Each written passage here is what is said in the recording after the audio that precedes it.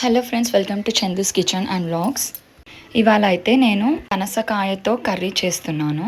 పనసకాయని ముక్కలుగా కోసుకోవాలి. మన చేతులకి నూనెని రాసుకొని, చాకుకి కూడా నూనె రాసుకొని ముక్కలుగా కోసుకోవాలి. కోసుకున్న ముక్కల్ని ఉప్పేసి కడుక్కొని ఒక గిన్నెలో దొడ్డుప్పు, పసుపు వేసుకొని ఉడికించుకోవాలి.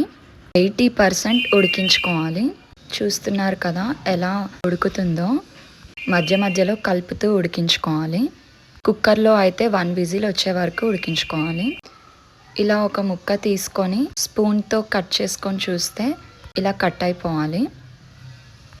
ఇప్పుడు ఒక గిన్నెలో 2 పావుల నూనె వేసుకొని, నేను ఆవాల నూనె వాడతాను, అందుకే నేను వేసే ఆయిల్ ఎల్లోగా ఉంటుంది. గరం మసాలాని దంచుకొని వేసుకోవాలి. 4 పెద్ద ఉల్లిపాయలు ఇలా కట్ చేసుకోవాలి. ఈ ముక్కల్ని వేసుకొని ఒక 5 మినిట్స్ ఫ్రై అవ్వనివ్వాలి.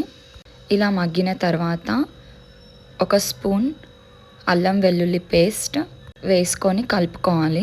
పచ్చివాసన పోయినాక కొంచెం కరివేపాకు, పసుపు వేసుకొని కలుపుకోవాలి. ఒక 2 మినిట్స్ తర్వాత ఇలా కలర్ చేంజ్ అయిపోతుంది. ఇప్పుడు మనం ఉడికించుకున్న పనస ముక్కల్ని వేసుకొని 1 స్పూన్ సాల్ట్ వేసుకొని కలుపుకోవాలి. ఒక్క 5 మినిట్స్ తర్వాత ఇలా మగ్గిపోయి ఉంటుంది. ఇప్పుడు నేను 4 టమాటాలు తీసుకున్నాను. ఇలా ముక్కలుగా కట్ చేసుకొని వేసుకోవాలి. ఒక 5 మినిట్స్ సిమ్ ఫ్లేమ్లో మగ్గనివ్వాలి.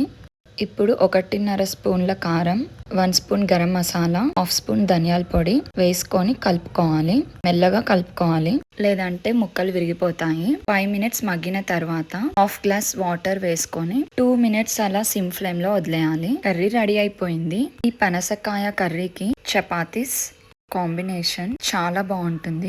సేమ్ చికెన్ కర్రీ లానే అనిపించింది. తప్పకుండా లైక్ చేయండి, షేర్ చేయండి.